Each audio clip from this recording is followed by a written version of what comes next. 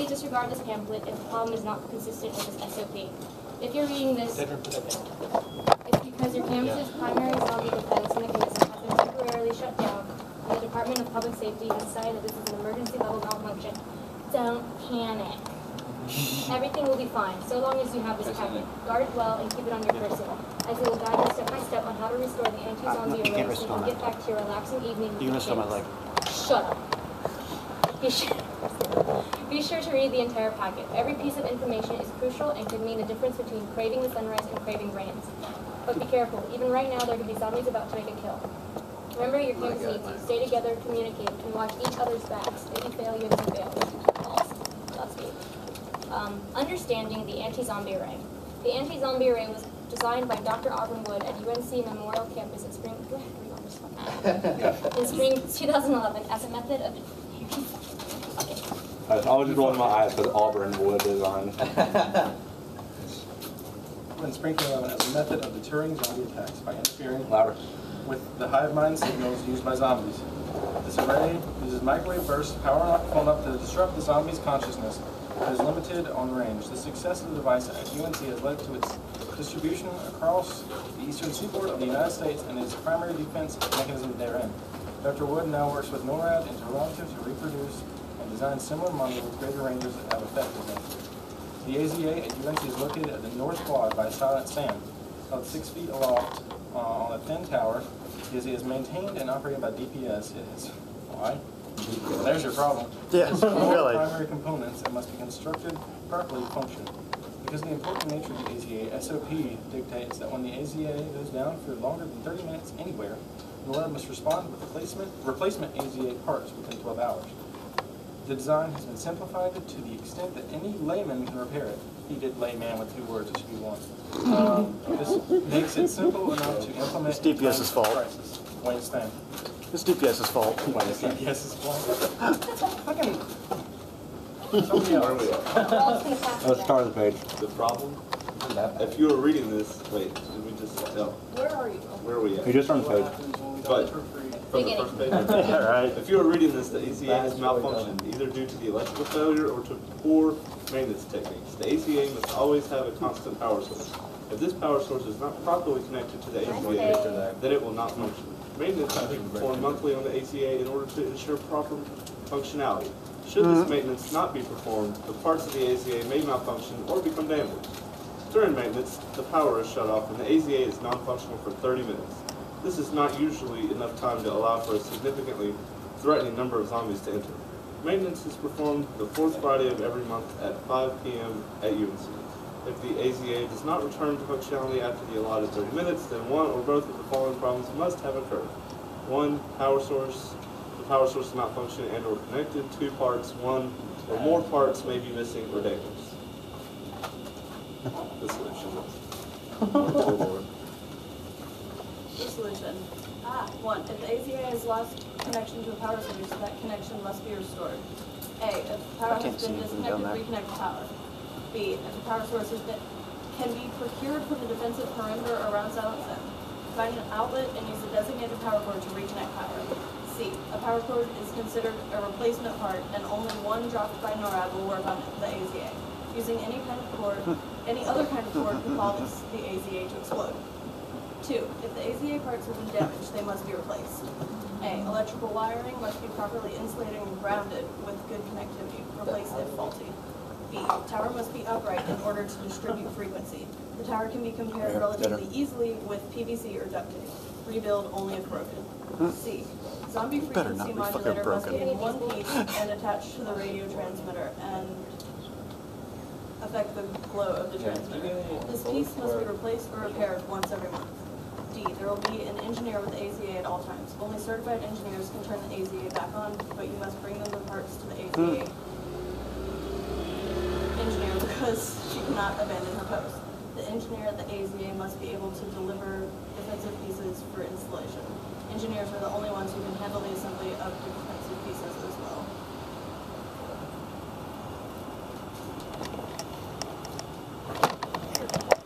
You can hold the camera for a while. Alright. I'm not reading. You're back. Snack time for me. Where are you at? 4. Replacing damaged or missing parts. According to SOP protocols, after an AZA failure, NORAD will send replacement parts 5 hours after time of maintenance at the designated drop-off point. Hooker deals. If maintenance is performed at 5 o'clock p.m., this would indicate a delivery time of 10 o'clock p.m. Any items missing from the AZA or too damaged to repair will be airdropped in. If necessary, more than one airdrop may occur in a night. It is important to protect all equipment gathered. The AZA cannot function without it. The zombies may steal any equipment that is airdropped, but may not steal equipment that is part of the AZA at the start of the game. If new parts are installed into the AZA, zombies may steal those parts and those parts alone. Zombies may not hide these parts. A zombie with a part cannot put it down at any time unless stunned. Items can be passed off while unstunned. Luckily, stunned zombies must drop any stolen pieces the moment they are stunned. NORAD survival tips. Try to find supplies that might aid in your defense, such as flashlights, better blasters, sock stashes, spare power card, boards, etc. There's a supply shed at Better blasters. Eringhus Field. There we go. That is designated for defensive uses. Make use of someone's equipment, but be sure to return it at the end of the game. A new fog-type weapon that could be used to kill large numbers of zombies is under research at Sunset.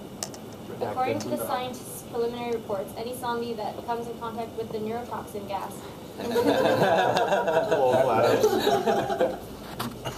any contact with GLaDOS, its use can be very helpful for defense. Don't chase after zombies. If they respond, you do not. Watch your back and front. If you must fight at night, consider using flashlights and well-lit areas to be safe. Socks are the best weapon. They must be thrown to be effective. Melee does nothing, but are easy to toss and never jam. Remember, you may not place anything to a sock except more socks. Enjoy food and water while you can. Bring the supplies with you, and make sure to have a large container protecting your back when you stop to drink at the old well. Plan your actions. Begin by gathering information. The first 3 hours of the AZ failure are a good time to collect data and gather your strength by eating. Dining halls are safe zones, and you are encouraged to enjoy them while they're open for the night. Things to remember during a crisis, aka the wolves. This is a small-scale malfunction and should be treated as such. Prepare the AZA by 6 o'clock a.m. to win. You are working against the clock. At 6 a.m., the zombie hive mind refocuses its attention, and the thousands of zombies surrounding campus will attack humans all at once, overwhelming you in a matter of minutes. If the zombies kill all humans before 6 o'clock a.m., zombies also win. Due to the small-scale nature of this crisis, forums and ID codes to track militia will not be used. Stay sharp and communicate with your peers to ensure good information is transferred and maintain integrity. Your only means of communication will be by word of mouth. If you see a zombie, it will have a bandana around its forehead. Shoot it. One soccer dart hit is all it takes to stun it. Stunned zombies cannot interact with the game at all for 5 minutes. Make the best of that time. After 5 minutes, they regain the ability to interact with the game, so watch your back and watch the clock. Remember, even though they can't interact with the game in any way while stunned, consider telling other zombies location settings. 5 minutes are not nearly as long as you may think. Don't let a zombie touch you. One tiny touch, even if it's your backpack, foot, or blaster, and you're a brain eater yourself. Humans infected by a zombie will begin to show symptoms immediately by putting their bandana around their necks. After 5 minutes, they will become full-fledged killer zombies for the rest of the game, so make a good vice grade. The first zombies will not show any signs of infection until their first kill for 4 hours of infection, 10 p.m. So watch your buddies closely and stun them just to be safe. A human can be stunned for 5 minutes, but does not change how they wear their bandana. It is simply understood by their fellow humans that if they are an original zombie, they are able to tag any others until those 5 minutes are up. So remember, until the original zombies begin to feed, an armed man is not a sure sign of safety. Make sure everyone knows you're in this for real. Don't hide your bandana or make it blend in. There are better ways to be sneaky. Avoid collateral damage. If it's not a zombie, don't shoot it. That includes children, cars, and passerby. Stay inside. Hiding inside buildings is stay outside. Hiding inside buildings is cowardly and may not be safe. Zombies cannot kill in buildings, but humans must not shoot or throw socks at any buildings. Interior designing is expensive. Only dining halls are safe, and buildings should be used for bathrooms only. Also, stay within the boundaries of campus.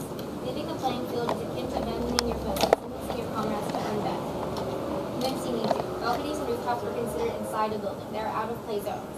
Parking garages and covered bridges are allowed. Don't be stupid. Realize safety comes first. Jumping in front of cars to evade a zombie is no way to ensure survival, and our lawyers say we're not responsible for that. The same blaster rules that were given in spring are applicable today. with the addition of the Recon and the Firefly, as well as all new dart track blasters, as long as it's bright orange or yellow, unmodded gun, is definitely allowed. Don't be a douche. Just because it's the time of crisis doesn't mean we cannot maintain a degree of civility. Sticking to stun timers, hitting tags, and all rules are primarily based on the honor system. Remember, zombies can steal parts of the AGA, but cannot hide these parts. If stunned, the zombie must immediately drop any of the parts they are carrying, but use common sense. If the zombie is stunned while in the street, communicate with the humans who stunned you and leave the item on the nearest sidewalk. Important, all items provided were paid for college students, so please make sure to return anything because we will supply blah blah blah blah blah done. Yeah. What is this about balconies? I'm reading it right now. They're still considered inside. Is this considered a balcony? I'm reading that. I would say so. Our roofs, isn't it roofs? Roofs and balconies are considered inside of a building. You can't shoot off of them. What is the definition You of can't balcony? shoot off of them, or you can't be in them.